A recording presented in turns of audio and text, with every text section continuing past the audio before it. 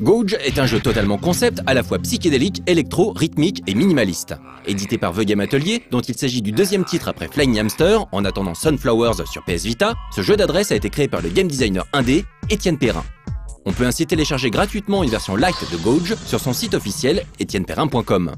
Mais il faut avouer que la version téléchargeable sur iOS, dont une partie est également gratuite, s'avère nettement plus agréable à jouer, l'écran tactile de votre iPhone ou de votre iPad offrant un contrôle bien plus précis que la barre espace d'un clavier. L'objectif est de parvenir à maintenir une jauge le plus près possible de son maximum. Plus vous êtes proche, plus vous engrangez de points. Mais si vous touchez la limite, c'est le game over. Il faudra donc doser subtilement chacune de vos mini-pressions sur l'écran pour littéralement faire preuve de doigté, tout en parvenant à maintenir un rythme élevé pour ne pas voir votre jauge redescendre. D'autant plus que celle-ci se remplit et vous oblige de temps en temps à reculer pour valider un bonus.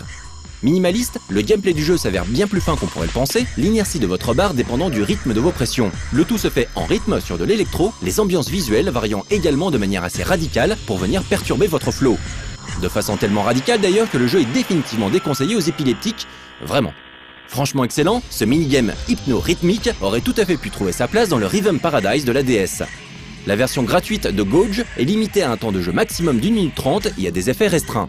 Téléchargeable pour moins d'1 €, la version complète multiplie les effets et les vies tout en vous permettant de jouer jusqu'à ce que vos yeux explosent et que vos nerfs craquent.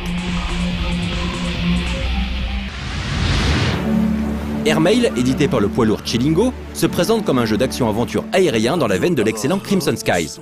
Sauf qu'ici, le contexte s'avère nettement plus fantasy et cartoony que steampunk. Que l'on accroche ou non à la direction artistique du jeu, qui ne fera pas l'unanimité vu son petit côté générique rappelant certains MMO free-to-play, techniquement, c'est du solide. On appréciera tout particulièrement la fluidité du jeu.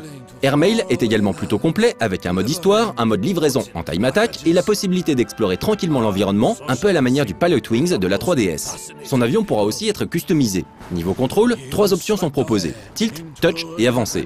On pourra ainsi choisir de jouer à l'aide du gyroscope ou d'un double stick virtuel, l'un permettant de contrôler la direction et l'autre sa hauteur. Bien entendu plus limité qu'un jeu sur console, Airmail reste impressionnant et agréable à jouer, en particulier sur un iPad 2 ou 3.